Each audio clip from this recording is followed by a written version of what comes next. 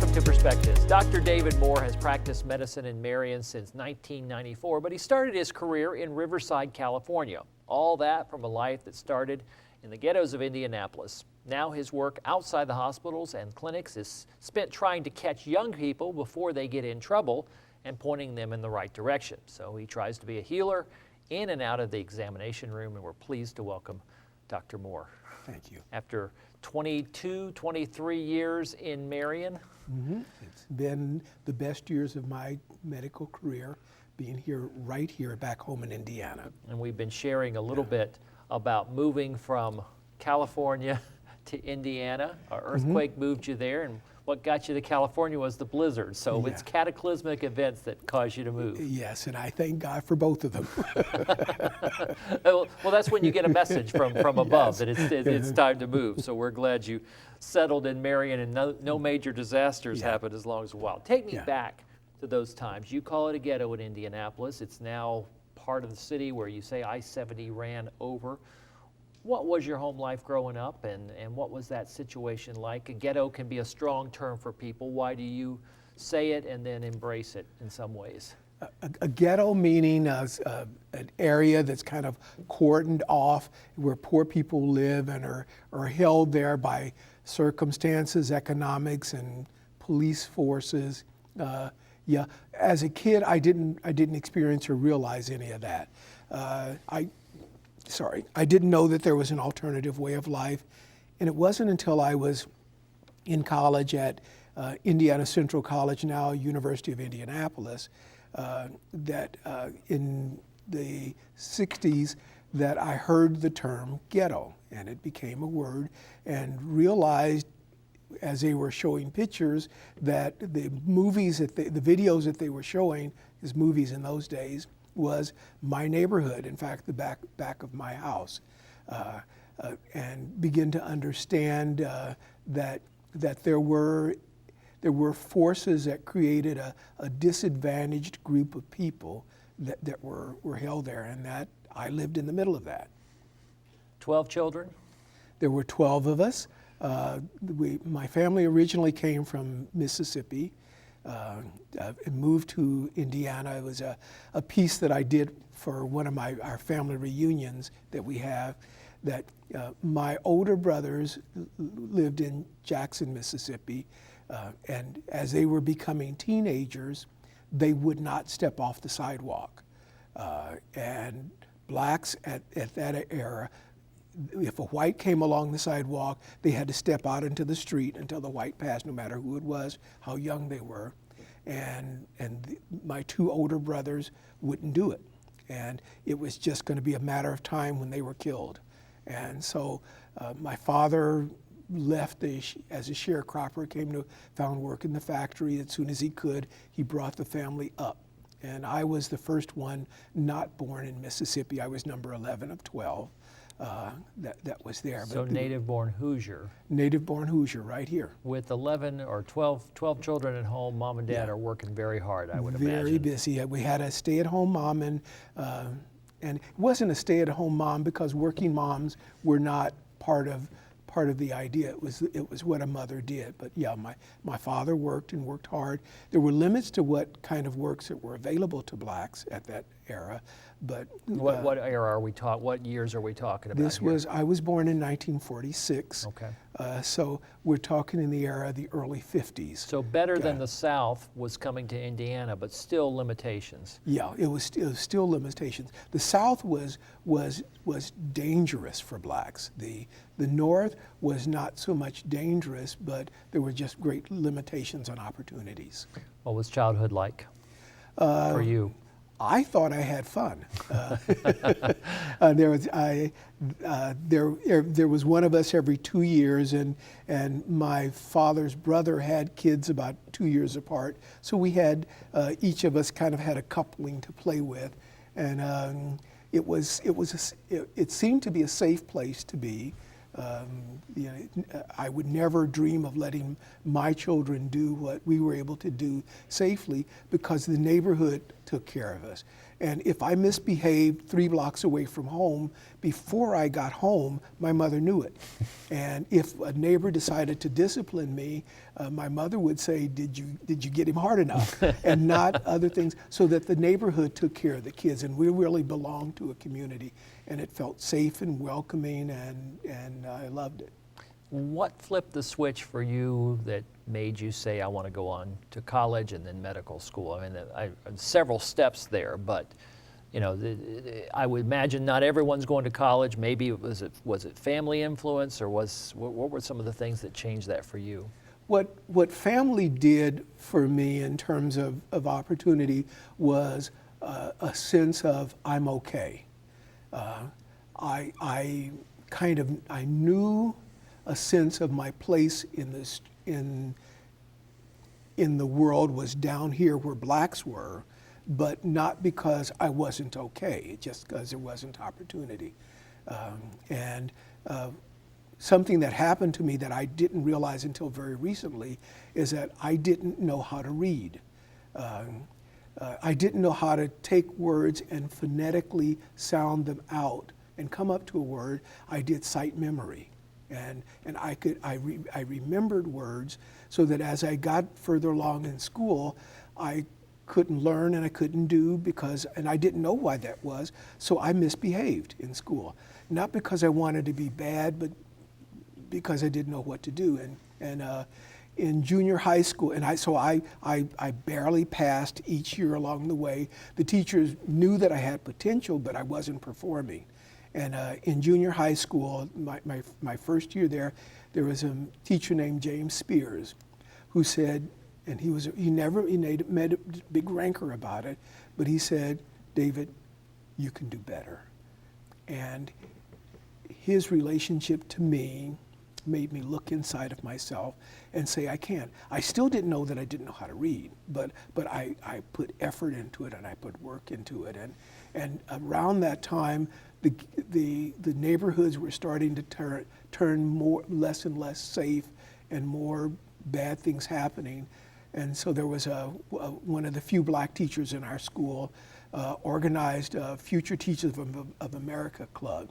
And it was just really a way to get the kids that he thought had potential together and away from the bad influences. And for 2 years, he's talked about when you go to college, because nobody that I knew went to college, except I had an older brother who got a wrestling scholarship, and he had gone to college, but I didn't know anybody else. But he said, when you go to college, and so it was just never. It was just in that situation. It was never a question.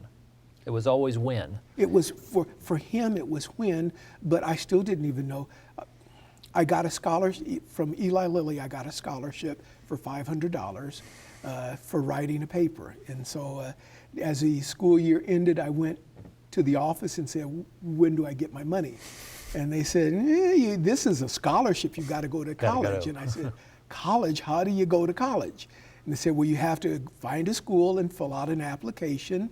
And so my brother had gotten a scholarship, a full ride sports scholarship to University of Indianapolis. And so I went there, and they saw that we had the same last name. Oh, we got another more. I wasn't cut out of the same cloth as my brother. You weren't the player. But so we got in there, and they helped to define what college was, to find financing to do it, and we were talking about the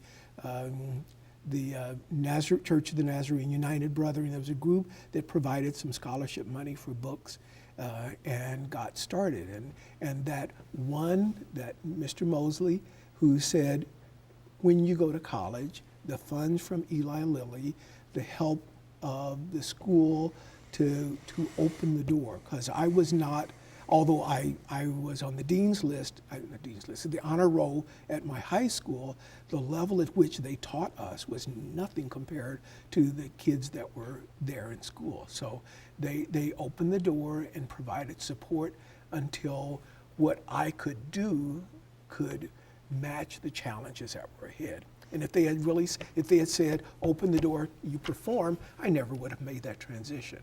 But it was supporting that made the difference for me. There's a great sidelight here. At some point, well, really, you had jobs since you were at age 7, I think. You had always done something, but at some point you learned to cut hair.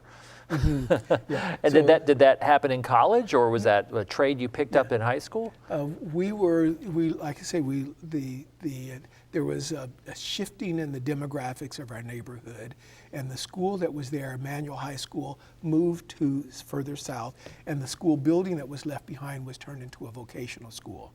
And I and 4 of my brothers went through barbering school there. And so I did the trade in barbering, and it provided a way for me to earn a living as I went through both college and through medical school. I just think that's an incredible sidelight of thinking of all the things that might have helped pay for school. I never would have thought barber. It wouldn't have worked for me, but it worked for you. So that Wouldn't work now, that but trade did pull off. yeah. Well, you're in college, and I imagine it takes a while after all those hoops that you jump through to kind of figure out college, because it's its own thing. What then made you think, well, I could be a physician. I could go to that next level? I hate to bring it in all of the time, but I was kind of like a surfer riding a wave as the barriers to blacks in the community, in society went down. I happened to be right at the right place at the right time, right before me, not opportunity, right with me there. So that President Johnson passed the civil rights, got the civil rights legislation passed, and that was part of why Indiana Central, while my brother got there on scholarship, they were ready to take me in because they needed to meet the mandate to do that. And then as I was in college, there was one, before there was blacks, you had to accept blacks into graduate school. And they said, you show them here, we'll let them in, show us a qualified one. And what they changed and said that if you don't find blacks to have in your school, you don't get money. And so they came looking for blacks who had some sort of leadership potential, and often they looked for blacks who had been in athletics. And so I happened to meet that, and they sat down for an interview, looked at my progression through college, not all of my college, but at the progression through college, and said, we believe you have potential. And they said that if you want to go, we will help you to get there and to get there through the way. And in fact, the University of Pittsburgh went beyond what some of the others did. They said, if we decide to accept you, we are only going to accept people that we think are qualified to be doctors. And you will not complete your education for lack of money or lack of people to support you. And again, the first year transition was a challenge. After that, I caught it and did it. But it wasn't that, it was never a dream that I could. My belief was that Indiana University, the only medical school in town, never accepted more than 2 blacks, and they never graduated more than 1. And I knew I wasn't the smartest black man in Indiana for that year. So that it wasn't something before. And then they said that if you want to go, we will create opportunities for you. If you do the work and if you show the potential, we'll help you to get there. And so it wasn't that it wasn't even a dream that I could have had, because it just simply was not a possibility as I came along before then. Someone opened the door, and then you had to go through it. Had clearly, to go through and it, you had yes. and you had to have staying power. We'll pick that story up after we take a brief break and continue our visit on Perspectives with Dr. David Moore.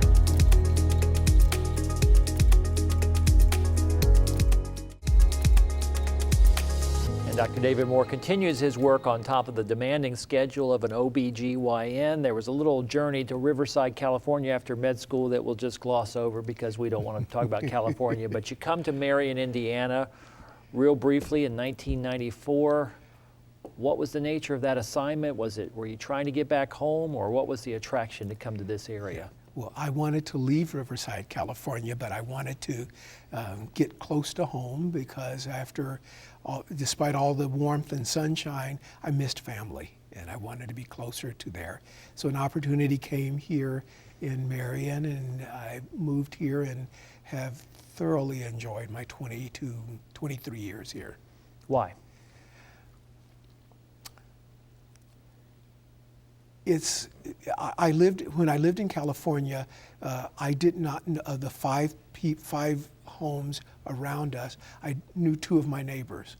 When I moved to Marion, Indiana, the neighbor from behind me brought over a holiday cake. The neighbors from the right side of us called over and said, "We are, and welcome to our community." And the one on the other side called and waved at us. We went by, but drove by. And that it has been an embracing, welcoming community in so many ways in addition to that. And you've given back in so many ways, not the least of which we were estimating about 120 children delivered a year times 22 years or so. So we'll let the audience do the math there. But just talk about a lot of your work that you picked up, the Empower Youth organization. Want to explain that, and you're one of the co-founders of that. What's your focus in these kinds of organizations, dealing with not just delivering young people, but dealing with them at the middle school age? Yeah, and the reason it started was seeing kids that I delivered getting in trouble, going off on what I thought was the wrong track, and trying to understand why it was happening to them and what we could do to make a difference. And the sense was that I thought that an important part of what raising kids is about is parenting. And there's no true substitute for parenting, but there's a supplement to parenting. And when it isn't there, and when the kids aren't getting the things at home to help, that then maybe a village could come in and make a difference. And to be a group of adults that surround kids and say in so many different ways to them that your life is about your choice, and that you have the power to make good choices, you have the power to make bad choices, and the choices determine the consequences of your life. And we want to support them in knowing that and in making good choices, and making choices that uplifted their lives and showed them that they can have what they want to have, and to do that. So go ahead, I'm sorry. No, you use a term that many people kind of throw around, but sometimes I think we need to unpack it a little bit. Generational poverty. Grant County has its share of that, maybe more than its share. What does that mean in the terms and the way you use it? And this is something, when I started looking at this, it's been 3 years ago now, I was invited to a conference here at Indiana Wesleyan, and a gentleman from South Bend was here, and we learned from the state that we're one of the poorest counties in the state, and from him about the deleterious effects of poverty. Not just the lack of money, but in a developing child that doesn't get stimulation, doesn't get nutrition, doesn't get learning and successes, that they become damaged. And when they become damaged, this is stuff that is gone. That they may make effort and recover from it, but it's gone. And then these damaged people who don't have their own skills then have children. And they have children when they're not in a position to be the parent to provide the kind of thing that's go on. And they then, in a diminished environment, often with one parent there who's working and doing everything they can, and so there's nobody there to provide for the kids when they're off doing all that they can. And I think you have to be able to tag team on kids, because you need a break every now and then. That they then had 3 or 4 kids. And these 3 or 4 kids now grow up from parents who didn't know how to parent them, and even if they had the time and resources, don't have inside of them the ability to do it, and they raise kids that are damaged. They raise kids in an impoverished environment that is not just materially impoverished, but educationally impoverished, and they don't give the children a sense of self, of who I am. And then they have 3 kids. And so this one person now multiplies. And so at some point, somebody went off and they got poor.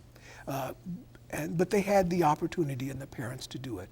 With generational poverty, it's kids who are coming up in an environment that doesn't have the stimulation raised by parents, that doesn't have that for them, and so that they grow up severely damaged in terms of the basics that it takes to be, and they don't know, I am somebody, I am capable, there are opportunities, I can make good choices for myself. I can make better choices for myself. And so one generation after another comes up. After a while, they're just surrounded. There's not a parent or grandparent or an aunt or an uncle or at least a limited number of these people that can help the children know you are somebody. You can make good choices. You can have opportunities in life for yourself. I think as we heard your story, you were always talking, you talked some about structures, government did some things, but you also talked about those individuals. How do we step in and become those individuals? You're doing it through Empower Youth, but I think all of us, if it does take a village, it takes all of us. How do we become those voices that step into a David Moore's life of today? I told you about empowering youth and about what we want to do, but in my dream is to be a vehicle that could let people who want to come in, to have them be a vehicle that could connect them to children and to needs within it. We had, to stray just a little bit, we had the Circle of Love in October of this year, in which we had a basketball camp that was coached by state champion, high school state champion coach James Blackman. As a reward, what the kids did, and they went in their community and they cleaned up their community, and they got, as a reward, that camp. This was supported by the school system that opened up the school and provided us with teachers. There were police officers and sheriff's deputies there to greet the kids as a circle. As the kids registered, they were, Marion General Hospital provided T-shirts that were given at a discount by Hoosier Jiffy Print. And the kids came and registered, and they went into the circle.